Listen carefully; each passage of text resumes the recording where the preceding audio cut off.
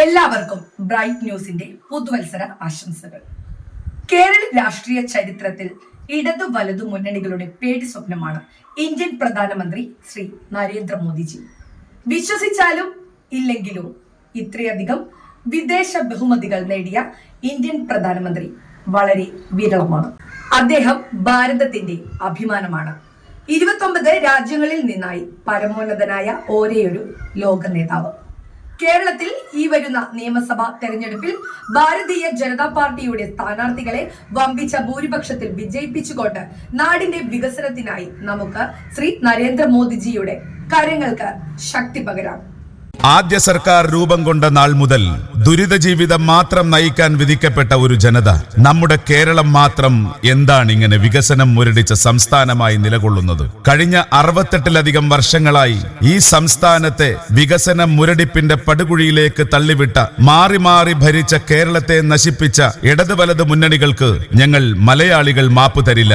രാജ്യവിരുദ്ധത മാത്രം പറയാൻ വേണ്ടി വായ് തുറക്കുന്ന രാഹുൽ ഗാന്ധിയുടെ കോൺഗ്രസ് പാർട്ടി ഒരു ഭാഗത്ത്, പെറ്റനാടിനേക്കാൾ അയൽ രാജ്യത്തിന്റെ ഇസങ്ങളോട് കൂറുകാട്ടുന്ന പിണറായിയുടെ കമ്മ്യൂണിസ്റ്റ് പാർട്ടി മറുഭാഗത്ത്, പിന്നെ എങ്ങനെ കേരളം രക്ഷപ്പെടും? ഇവിടെ എങ്ങനെ വികസനം സാധ്യമാകും? മലയാളികൾ ഒന്നടങ്കം പറയുന്നു, കേരളം ഒരുമിച്ചു പറയുന്നു, മതിയായി ഈ വികസനം മുരടിപ്പ്, ഞങ്ങൾക്കിനി സഹിക്കാൻ വയ്യ, ഞങ്ങൾക്ക് വികസനം വേണം. അർഹരായവർക്ക് ജോലി നൽകാതെ പിൻവാതിൽ നിയമനം നടത്തി യുവതലമുറയെ തൊഴിലില്ലായ്മയിലേക്ക് തള്ളിവിട്ടവരല്ലേ കേരളം മാറി മാറി ഭരിച്ച സർക്കാരുകൾ? ഒടുവിൽ തൊഴിൽ കിട്ടാതെ വഞ്ചിക്കപ്പെട്ട യുവജനത ആത്മഹത്യ ചെയ്യുന്ന സംസ്ഥാനമായി കേരളം മാറിയെന്ന് ഏജൻസികൾ റിപ്പോർട്ട് ചെയ്യുന്നു. ജോലി തേടി നമ്മുടെ കുട്ടികൾ അയൽ സംസ്ഥാനങ്ങളിലേക്ക് പലായനം ചെയ്യുന്നു. അപ്പോഴും ഇവിടുത്തെ സർക്കാരും ക്യാപ്സൂൾ കമ്മികളും തള്ളിവിടുന്നു കേരളം നമ്പർ 1. പിന്നെ എങ്ങനെ കേരളം രക്ഷപ്പെടും? ഇവിടെ എങ്ങനെ വികസനം സാധ്യമാകും?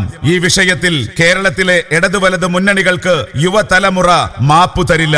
മലയാളികൾ ഒന്നടങ്കം പറയുന്നു, കേരളം ഒരുമിച്ചു പറയുന്നു, മതിയായി ഈ വികസനം മുരടിപ്പ്, ഞങ്ങൾക്കിനി സഹിക്കാൻ വയ്യ, ഞങ്ങൾക്ക് വികസനം വേണം.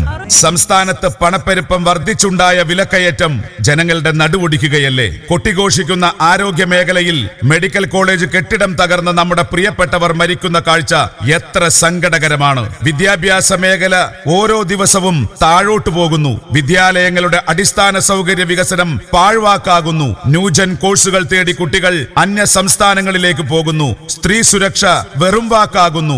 ലോക്കപ്പ് മർദ്ദനങ്ങൾ ഏറി വരുന്നു. IT, വ്യവസായം തുടങ്ങിയ മേഖലകളുടെ വളർച്ച പരസ്യങ്ങളിൽ ഒതുങ്ങുന്നു. ലഹരിയും അക്രമങ്ങളും സ്വർണ്ണക്കടത്തും നാടിന്റെ സമാധാനവും സമ്പദ് വ്യവസ്ഥയും നശിപ്പിക്കുന്നു. പിന്നെ എങ്ങനെ കേരളം രക്ഷപ്പെടും? ഇവിടെ എങ്ങനെ വികസനം സാധ്യമാകും? കേരളത്തെ നശിപ്പിച്ച ഇടത് വലത് മുന്നണികൾക്ക് ഞങ്ങൾ മലയാളികൾ മാപ്പു തരില്ല. മലയാളികൾ ഒന്നടങ്കം പറയുന്നു, കേരളം ഒരുമിച്ചു പറയുന്നു, മതിയായി ഈ വികസനം മുരടിപ്പ്, ഞങ്ങൾക്കിനി സഹിക്കാൻ വയ്യ, ഞങ്ങൾക്ക് വികസനം വേണം. വോട്ടർ പട്ടിക പരിഷ്കരണത്തിനെതിരെ ഭരണപക്ഷവും പ്രതിപക്ഷവും ചേർന്ന് കേരള നിയമസഭയിൽ പ്രമേയം പാസാക്കുമ്പോൾ വോട്ടർ പട്ടികയിൽ നുഴഞ്ഞു കയറിയ ദേശവിരുദ്ധരെ സംരക്ഷിക്കാനുള്ള ഇടതിന്റെയും വലതിന്റെയും ദേശവിരുദ്ധമായ താൽപര്യങ്ങൾ മറനീക്കി പുറത്തുവരുന്നു. പെഹൽഗാമിൽ പാവപ്പെട്ട സഞ്ചാരികളെ മതം ചോദിച്ചു കൊന്നുതള്ളിയപ്പോൾ ഒരു സങ്കടവും തോന്നാത്ത ഇടത് വലത് ബുദ്ധിജീവികൾ അതിർത്തിക്കപ്പുറത്ത് കലാപമുണ്ടാക്കുന്നവർക്കായി കണ്ണീരൊഴുക്കുന്നു.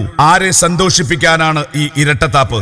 വികസനമുള്ള ഇടങ്ങളിലല്ല, പകരം ദാരിദ്ര്യ വ്യവസ്ഥിതിയിലെ കമ്മ്യൂണിസം നിലനിൽക്കൂ എന്ന് വിശ്വസിച്ച് വികസന വിരോധികളായി മാറിയ ദരിദ്രരെ വീണ്ടും ദരിദ്രരായി കാണാൻ ആഗ്രഹിക്കുന്ന, സംരംഭകരെ ദരിദ്രരാക്കി മാറ്റാൻ ശ്രമിക്കുന്ന, ഇവിടുത്തെ നിരവധി വ്യവസായ സ്ഥാപനങ്ങൾ പൂട്ടിക്കെട്ടിയ കമ്മ്യൂണിസ്റ്റുകാരെ എന്തിന് കേരളം ഒരു ബാധ്യതയായി ചുമക്കുന്നു? മതപ്രീണനം നടത്തി ജമാഅത്തെ ഇസ്ലാമിയെ പോലുള്ള സംഘടനകളെ കൂട്ടുപിടിച്ച് വർഗീയ മുന്നണിയുണ്ടാക്കുന്ന, വികസനം പറയാതെ വർഗീയതയുടെയും ദേശവിരുദ്ധതയുടെയും രാഷ്ട്രീയം മാത്രം പറയുന്ന കോൺഗ്രസിൽ നിന്ന് കേരളത്തിന് ഒന്നുമില്ല പ്രതീക്ഷിക്കാൻ. പിന്നെ എങ്ങനെ കേരളം രക്ഷപ്പെടും? ഇവിടെ എങ്ങനെ വികസനം സാധ്യമാകും? മലയാളികൾ ഒന്നടങ്കം പറയുന്നു, കേരളം ഒരുമിച്ചു പറയുന്നു, മതിയായി ഈ വികസനം മുരടിപ്പ്, ഞങ്ങൾക്കിനി സഹിക്കാൻ വയ്യ, ഞങ്ങൾക്ക് വികസനം വേണം. ഇരുട്ടിന്റെ മറവിൽ ശബരിമല അയ്യപ്പ സന്നിധിയിൽ ആചാര ലംഘനം നടത്തിയ ഇടതു സർക്കാരിനെ എന്തു പേരിട്ട് വിളിക്കും?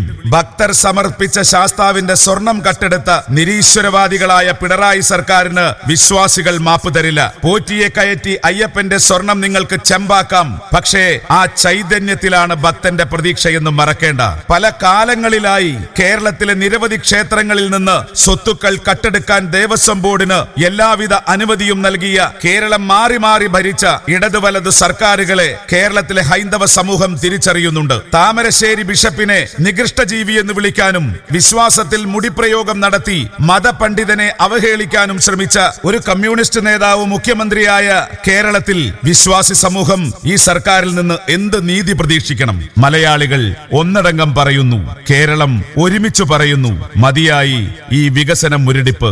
ഞങ്ങൾക്കിനി സഹിക്കാൻ വയ്യ, ഞങ്ങൾക്ക് വികസനം വേണം. കേരളത്തിൽ കാലങ്ങളായി ഇടത് വലത് പാർട്ടികൾ നടത്തിവരുന്ന ചൂഷണത്തിന്റെ രാഷ്ട്രീയം അവസാനിപ്പിക്കാൻ സമയമായി. നരേന്ദ്രമോദി എന്ന പ്രധാനമന്ത്രിയുടെ ചിറകേറി ഭാരതം വികസന കുതിപ്പ് നടത്തുമ്പോൾ കേരളം ഒപ്പമുണ്ടാവണം. കേന്ദ്ര സർക്കാർ നൽകുന്ന ഫണ്ടുകൾ പോലും വകമാറ്റുന്ന ഇടത് വലത് ചൂഷണ രാഷ്ട്രീയത്തിന് അറുതി വരുത്തി നമുക്ക് നരേന്ദ്രമോദിയുടെ വികസന രാഷ്ട്രീയത്തിനൊപ്പം ചേരാം. എല്ലാവർക്കുമൊപ്പം, എല്ലാവർക്കും വേണ്ടി വികസിത കേരളം. മാറാത്തത് ഇനി മാറും. അഴിമതി ഇല്ലാതാക്കി, പക്ഷപാതം ഇല്ലാതാക്കി, പ്രീണനം ഇല്ലാതാക്കി, വഞ്ചന ഇല്ലാതാക്കി നമുക്ക് പുതിയൊരു കേരളം പടുത്തുയർത്താം. ലോകപുരുഷൻ നരേന്ദ്രമോദി നേതൃത്വം നൽകുന്ന NDAയുടെ വികസന ദർശനങ്ങളാണ് ഇനിയുള്ള പ്രതീക്ഷ. കേരളത്തിന്റെ വികസന സ്വപ്നങ്ങളെ NDA നയിക്കണം. എന്നാൽ ഇവിടെ വികസനം സാധ്യമാകും. കേരളത്തിന് പറക്കണം ഒരുപാട് ഉയരങ്ങളിലേക്ക്. ഓരോ വീടുകളിലും വികസനം എത്താനുള്ള സമഗ്രമായ പദ്ധതികൾ നമ്മുടെ പ്രധാനമന്ത്രിയും കേന്ദ്ര സർക്കാരും ആവിഷ്കരിച്ചിട്ടുണ്ട്. പക്ഷേ എല്ലാറ്റിനും രാഷ്ട്രീയം കളിക്കുന്ന കേരളം ഭരിക്കുന്ന സർക്കാർ കേന്ദ്രത്തിന്റെ വികസന പദ്ധതികൾ മലയാളികൾക്ക് കിട്ടാതിരിക്കാനാണ് ശ്രമിക്കുന്നത്. എല്ലാവർക്കും വീടെന്ന സ്വപ്നവുമായി നരേന്ദ്രമോദി സർക്കാർ ആവിഷ്കരിച്ച PM ആവാസ് യോജന പദ്ധതിയുടെ ഫണ്ട് വാങ്ങി ലൈഫ് എന്ന് പേരുമാറ്റി അർഹരായവർക്ക് വീട് നൽകാത്ത നെൽകർഷകർക്ക് കേന്ദ്രം നൽകിയ തുക വകമാറ്റിയ 70 വയസ്സ് കഴിഞ്ഞവർക്ക് APL BPL വ്യത്യാസമില്ലാതെ സൗജന്യ ചികിത്സ നൽകുന്ന വയോവന്ദന യോജന നടപ്പാക്കാത്ത സാധാരണ ജനങ്ങൾക്ക് വേണ്ടിയിട്ടുള്ള ഇൻഷുറൻസ് പദ്ധതികളായ പ്രധാനമന്ത്രി ജീവൻ ജ്യോതി ബീമാ യോജനയും പ്രധാനമന്ത്രി സുരക്ഷാ ബീമാ യോജനയും കുട്ടികൾക്കുള്ള സുകന്യ സമൃദ്ധി പദ്ധതിയും വനിതകൾക്കുള്ള മാതൃവന്ദന യോജനയും ജനങ്ങളിലേക്ക് എത്തിക്കാതിരിക്കാൻ ശ്രമിക്കുന്ന പ്രധാനമന്ത്രി ഗ്രാമീൺ സഡക്ക് യോജന വഴി കേന്ദ്രം നിർമ്മിച്ച റോഡുകൾ തങ്ങൾ ഉണ്ടാക്കിയെന്ന് നുണ പറയുന്ന പ്രാഥമിക ആരോഗ്യ കേന്ദ്രങ്ങളുടെ വളർച്ചയ്ക്കായി കേന്ദ്ര സർക്കാർ ആവിഷ്കരിച്ച ആരോഗ്യ മന്ദിർ പദ്ധതി അട്ടിമറിക്കാൻ നോക്കുന്ന, കേന്ദ്രം അനുവദിച്ച ക്ഷേമ പെൻഷൻ കൃത്യസമയത്ത് വിതരണം ചെയ്യാത്ത ഇവിടുത്തെ സംസ്ഥാന സർക്കാരിന്റെ, കേരളം ഭരിക്കുന്ന ഇടത് സർക്കാരിന്റെ കടുത്ത വഞ്ചന ഇവിടുത്തെ ജനങ്ങൾ തിരിച്ചറിഞ്ഞു കഴിഞ്ഞു. കേരളത്തിലെ ഗ്രാമ നഗര വികസന പ്രക്രിയകൾക്കായി കേന്ദ്രം നൽകിയ വൻ ഫണ്ടുകൾ വകമാറ്റുന്ന ഇടത് വലത് മുന്നണികൾ ഭരിക്കുന്ന പഞ്ചായത്ത്, മുനിസിപ്പൽ, കോർപ്പറേഷൻ, ബ്ലോക്ക്, ജില്ലാ പഞ്ചായത്ത് ഭരണസമിതികളുടെ ചതി കേരളം തിരിച്ചറിയണം. ഇവരെ തൂത്തെറിയാൻ നിങ്ങൾക്ക് മുൻപിൽ വന്ന അവസരം പ്രയോജനപ്പെടുത്തണം. പഠിക്കാനും ജോലി ചെയ്യാനും നാടുവിടുന്ന നമ്മുടെ കുട്ടികൾക്ക് ഇവിടെ അവസരമുണ്ടാകേണ്ടേ? പൂട്ടിപ്പോയ നിരവധി വ്യവസായ സ്ഥാപനങ്ങൾ കേരളത്തിൽ തുറന്ന് പ്രവർത്തിക്കേണ്ടേ?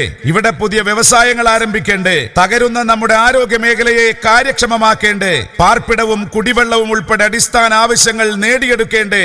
ആനുകൂല്യങ്ങളിലെ രാഷ്ട്രീയ പ്രീണനം അവസാനിപ്പിക്കേണ്ടേ? നമ്മുടെ പെൺകുട്ടികൾക്ക് സുരക്ഷിതമായി ജീവിക്കാൻ കഴിയേണ്ടേ? നമ്മുടെ വിശ്വാസങ്ങളും ആചാരങ്ങളും ആരാധനാലയങ്ങളും സംരക്ഷിക്കപ്പെടേണ്ടേ? ലഹരിക്കടിപ്പെട്ട യുവതലമുറയെ നമുക്ക് തിരിച്ചു കൊണ്ടുവരേണ്ടേ? തൊഴിലുറപ്പിലെ രാഷ്ട്രീയ ചൂഷണങ്ങൾക്ക് അറുതി വരുത്തേണ്ടേ? നമ്മുടെ വിശ്വാസങ്ങളും ആചാരങ്ങളും ആരാധനാലയങ്ങളും സംരക്ഷിക്കപ്പെടേണ്ടേ? മലയാളികൾ ഒന്നടങ്കം പറയുന്നു, കേരളം ഒരുമിച്ചു പറയുന്നു, മതിയായി ഈ വികസന മുരടിപ്പ്. ഞങ്ങൾക്കിനി സഹിക്കാൻ വയ്യ, ഞങ്ങൾക്ക് വികസനം വേണം. ഓരോ വീടുകളിലും നമുക്ക് നരേന്ദ്രമോദിയുടെ വികസനം എത്തിക്കണം. ഓരോ വ്യക്തിക്കും കേന്ദ്ര സർക്കാരിന്റെ ഗുണഫലം അനുഭവിക്കാൻ അവസരമുണ്ടാകണം. ഗ്രാമനഗര വ്യത്യാസമില്ലാതെ പ്രാദേശിക വികസനം യാഥാർത്ഥ്യമാകണം. ഇക്കാര്യങ്ങളിൽ സംസ്ഥാന സർക്കാരുകളും ഇടത് വലത് തദ്ദേശ ഭരണകൂടങ്ങളും നടത്തുന്ന വഞ്ചന അവസാനിപ്പിക്കാൻ സമയമായി. കേരളത്തിലെ ഗ്രാമപഞ്ചായത്തുകളിലും മുനിസിപ്പാലിറ്റികളിലും കോർപ്പറേഷനുകളിലും ബ്ലോക്ക് ജില്ലാ പഞ്ചായത്തുകളിലും NDA അധികാരത്തിൽ വരണം. ഇതിനായി നിങ്ങളുടെ വിലയേറിയ വോട്ടുകൾ NDA സ്ഥാനാർത്ഥികൾക്ക് നൽകി വിജയിപ്പിക്കണമെന്ന് അഭ്യർത്ഥിക്കട്ടെ, അപേക്ഷിക്കട്ടെ. ഭാരതം എന്ന വികസന ചിറകേറി നമുക്ക് പറക്കാം. നമുക്ക് പ്രധാനമന്ത്രി നരേന്ദ്രമോദിയുണ്ട്, പ്രിയങ്കരനായ രാജീവേട്ടനുണ്ട്, NDA ഉണ്ട്. എല്ലാവർക്കുമൊപ്പം, എല്ലാവർക്കും വേണ്ടി വികസിത കേരളം. മാറാത്തത് ഇനി മാറും. ഓർക്കുക, നമ്മുടെ മുന്നണി NDA, നമ്മുടെ ചിഹ്നം താമര.